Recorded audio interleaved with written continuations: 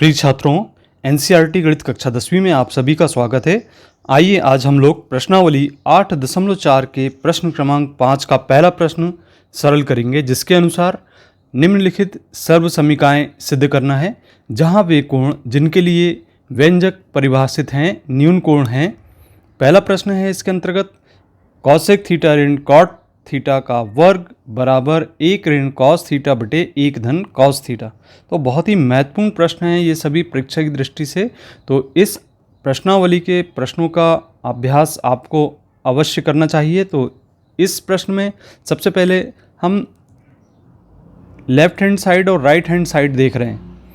इसमें यदि left hand side अगर लेकर चल रहे हैं तो आपको राइट हैंड साइड के बराबर दिखाना होगा, या अगर राइट हैंड साइड लेकर चल रहे हैं तो लेफ्ट हैंड साइड के बराबर दिखाना होगा। इस प्रश्न को हम दोनों तरीकों से सरल कर सकते हैं।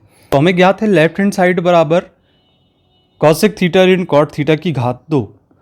अब देखिए, चूंकि यहाँ पे कॉसेक थीटा और कॉट थीटा दो त्रिकोणमितीय अनुपात हैं, हम जानते हैं कि इनका मान, चूंकि कॉसेक थीटा बराबर 1 बटे साइन थीटा और कॉट थीटा बराबर कॉस थीटा बटे साइन थीटा होता है, हम यहाँ पे मान रख देते हैं।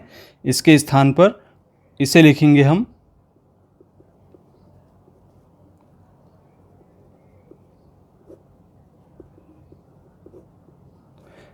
अब इस स्थिति में आप देख रहे हैं यहाँ पे हमें हर में साइन थीटा ज्ञात है।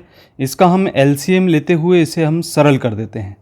तो इसका एलसीएम आएगा साइन थीटा, और यहाँ पे हम देख रहे हैं कि साइन थीटा का यदि भाग दिया जाता है तो एक बार जाता है, एक का एक में गुणा होगा। इसी प्रकार से साइन थीटा का भाग एक बार गया, एक का कॉस थीटा में गुणा होगा, तो ये हो गया कॉस थीटा। अब इसका वर्ग अलग अलग करके हम यहाँ पे लिख दें तो इसके अनुसार 1 ऋण कॉस थीटा का होल स्क्वायर हो जाएगा, और ऐसे ही साइन थीटा का भी स्क्वायर हम अलग करके लिख देते हैं। अब इसके बाद माइनस कॉस थीटा का होल स्क्वायर बटे हम लिखेंगे साइन स्क्वायर थीटा।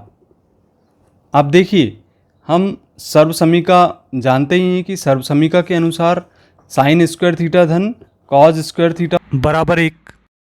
यदि हम साइन स्क्वायर थीटा का यहाँ से मान निकालते हैं तो कॉस स्क्वायर थीटा का पक्षांतर करना होगा, तो इसे हम लिख सकते हैं साइन स्क्वायर थीटा बराबर 1 ऋण कॉस स्क्वायर थीटा।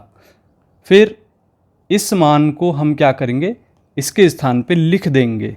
तो हम इसका मान यहाँ पे साइन स्क्वायर थीटा का मान यहाँ पे लिख देते हैं, और इसे हम लिखेंगे 1 ऋण कॉस थीटा का होल स्क्वायर बटे साइन स्क्वायर थीटा के स्थान पे 1 ऋण कॉस स्क्वायर थीटा लिखेंगे। ये आपको समझ में आ गया होगा। अब इसके बाद हम एक अन्य सर्वसमीका का उपयोग करते हैं। जैसा कि हम जानते हैं कि इसको हम 1 की घात 2 लिख सकते हैं। आप ध्यान से देखेंगे तो 1 की घात 2 का अर्थ भी एक ही होता है, और इसको हम 2 लिख दें यदि, तब क्या होगा। एक सर्वसमीका आप जानते हैं कि a का वर्ग ऋण b का वर्ग बराबर a धन b और a ऋण b होता है। तो इसका मान हम यहाँ पे रखेंगे। तो जैसे ही इस मान को हम यहाँ लिखते हैं तो यहाँ लिखेंगे हम 1 ऋण कॉस थीटा की घात 2 बटे a का वर्ग ऋण b का वर्ग। तो a के स्थान पे 1 है और b के स्थान पे हम देख रहे हैं कि कॉस थीटा है। तो जैसे ही हमने लिखा यहाँ पे 1 धन कॉस थीटा एक कोष्टक में लिख देंगे a धन b के अनुसार, और a ऋण b के अनुसार 1 ऋण कॉस थीटा हम दूसरे कोष्टक में लिखेंगे। अब आप देखिए कि यहाँ पे ऊपर जो कोष्टक दिया गया है इसकी घात 2 लिखा हुआ है, इसे हम इस प्रकार से लिख सकते हैं। ये घात 2 के अनुसार यहाँ पे हम इसे लिख सकते हैं, एक कोष्टक में 1 ऋण कॉस थीटा और दूसरे कोष्टक में भी 1 ऋण कॉस थीटा, और बटे में लिखा है 1 धन कॉस थीटा और दूसरे कोष्टक में 1 ऋण कॉस थीटा।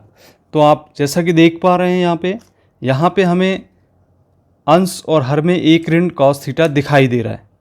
तो 1 ऋण कॉस थीटा को हम कैंसिल कर देते हैं। इनको आपस में कैंसिल करने पर ये दोनों आपस में कैंसिल हो जाएंगे, और कैंसिल करने के बाद हमें जो प्राप्त हो रहा है आप देख पा रहे हैं, यहाँ पे प्राप्त हो रहा है 1 ऋण कॉस थीटा और बटे नीचे प्राप्त हो रहा है 1 धन कॉस थीटा। तो ये हमारा राइट हैंड साइड मिल गया। तो इस प्रकार से हम ये कह सकते हैं कि कॉसेक थीटा ऋण कॉट थीटा का जो स्क्वायर है वह 1 ऋण कॉस थीटा बटे 1 धन कॉस थीटा के बराबर होता है। अब यदि आपको इस प्रश्न में कहीं पर भी किसी भी प्रकार का डाउट है तो आप हमें कमेंट बॉक्स में कमेंट करके पूछ सकते हैं। मिलते हैं हम अगले वीडियो में। धन्यवाद।